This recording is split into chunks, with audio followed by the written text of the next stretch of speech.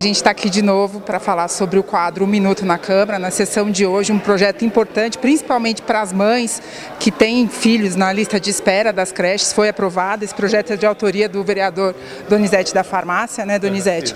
E ele trata principalmente da divulgação e da fiscalização dessa lista de espera de crianças que aguardam uma vaga. São mais de 3.000 crianças que estão aguardando uma vaga nas creches municipais. Donizete, exatamente do que trata esse projeto das listas de espera das creches? Priscila, igual você mesmo comentou, né, a falta de vagas de creche, não só em Franca, no Brasil todo, a gente sabe desse problema, é um problema crônico, dificilmente vai ser resolvido. Mas a gente criou esse projeto para dar mais transparência e fazer mais justiça, né, para não ter aquele caso, de repente uma pessoa está esperando lá 6 meses, 8 meses uma vaga, ou uma pessoa vai lá e faz uma inscrição num dia e no dia arruma creche, às vezes por força política ou qualquer situação assim. Então é um projeto que a gente tem um critério de fazer uma escala, né, com critério social, tudo para fazer essa escala e ser chamado de acordo com essa escala, as crianças. E Donizete, como é que as pessoas vão ter acesso a essa lista? Porque pelo que eu vi no projeto, essa lista deve ficar disponível na internet, né? Exatamente, na internet, né, a pessoa pode entrar através da prefeitura, vai ter o site, né, e procurar essa informação, ver a colocação da sua criança, né, e caso uma criança anterior a ela for chamado, automaticamente ela pode entrar, né, talvez até na justiça se necessário. E Donizete, ainda sobre esse projeto, o senhor também falou sobre a necessidade que, apesar de prever que as crianças tenham esse critério pela data de inscrição, ele também vai manter a questão dos critérios socioeconômicos, né? O critério socioeconômico e também as ações judiciais, né, Priscila? Já que a ação judicial, quando o juiz determina, tem que ser cumprido também. E o senhor acha que o prefeito sanciona essa lei que foi aprovada hoje, Donizete? Pelo que eu percebi, pelo movimento, o pessoal até aceitou bem o projeto, eu creio que sim. Na sessão de hoje a gente também teve a volta do vereador Della Mota, ele que estava em viagem de férias, fez o caminho de Santiago de Compostela. Santiago de Compostela, viajou, são 13 dias de caminhada? Isso, 340 quilômetros. E aí agora a gente vai conversar com ele sobre a experiência de fazer essa caminhada e também sobre esse dia agitado que foi hoje na volta do Della Mota. Della Mota, como é que foi essa viagem?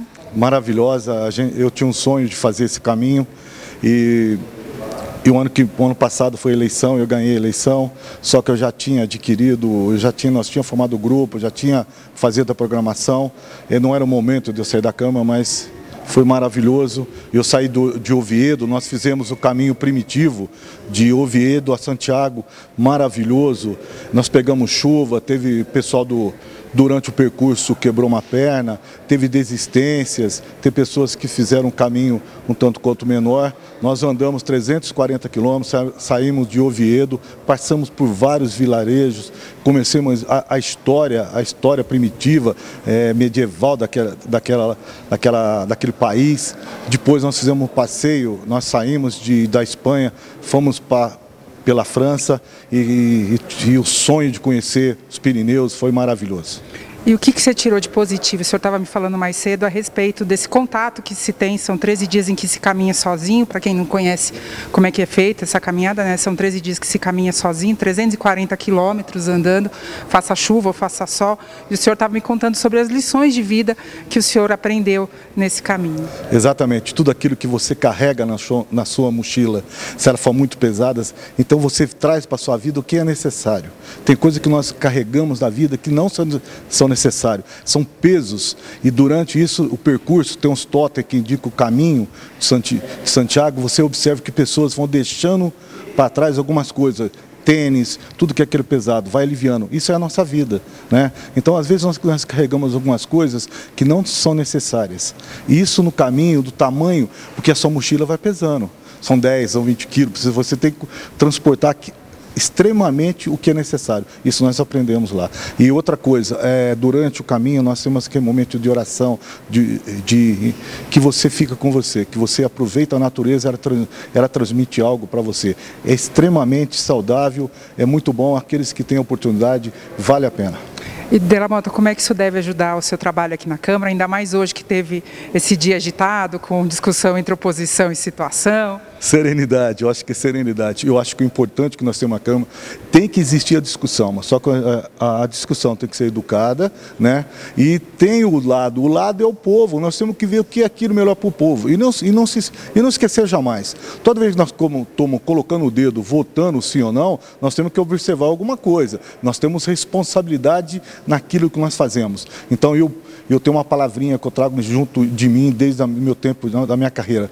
A gente tem que trabalhar estritamente dentro da legalidade. A gente está aqui com o líder do prefeito, o vereador Hilton Ferreira, ele que hoje protagonizou uma reunião tensa entre os vereadores, ele que convocou, pediu a suspensão dos trabalhos para discutir a manobra que foi feita pela oposição a semana passada, que acabou adiando a votação de um projeto importante na área da habitação, que elevaria a faixa de financiamento das casas do Minha Casa Minha Vida do governo federal e possibilitaria a vinda de novas construtoras para a cidade e também a abertura de novos loteamentos, né, Hilton? Como é que o senhor viu o que aconteceu nessa reunião em que houve essa suspensão, esse bate-boca, essa troca de acusações entre o pessoal que é situação e o pessoal que é oposição aqui? Como é que o senhor acha que deve ser a relação entre vocês mesmo e entre a prefeitura e os vereadores? Na realidade, quando a gente fala bate-boca, né, a gente fala divergências de opiniões.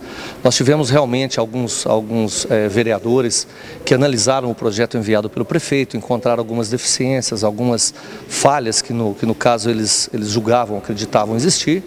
E juntamente com o jurídico da Câmara, nós percebemos que precisava de mais alguns adendos dentro desse projeto de lei. Então, após alguns debates, né, alguns ânimos exaltados, nós realmente chegamos à conclusão de que precisamos melhorar um pouco mais esse projeto, adaptar algumas normas mais jurídicas. E eu repito, nós estamos aqui imbuídos de fazer uma Franca melhor. Então, devido a isso, nós temos que estar alinhados dentro da lei, dentro da ordem, dentro da disciplina. Então, essa discussão, esse bate-boca é uma coisa produtiva e eu tenho certeza que agora nós vamos reavaliar esse projeto. Essa semana ainda vamos acertar alguns entraves que ainda existem nele, que persiste. E eu tenho certeza que na semana que vem nós estaremos solicitando uma votação de urgência, porque Franca precisa de mais casas. Sem dúvida nenhuma, as empresas querem investir na nossa cidade e eu tenho certeza que nós vamos conseguir esse objetivo na próxima semana. E Hilton, como é que o senhor viu o fato deles terem se reunido mais cedo, que foi uma coisa que o senhor falou durante a reunião, que ficou até chateado com a falta de convite para participar dessa reunião mais cedo? Houve um grupo de 9 vereadores que se reuniram hoje às 11 horas da manhã, até para acertar uma estratégia sobre como tratar esse projeto. O senhor trouxe à tona nessa reunião, inclusive acabou despertando as discussões. Como é que o senhor vê essa articulação?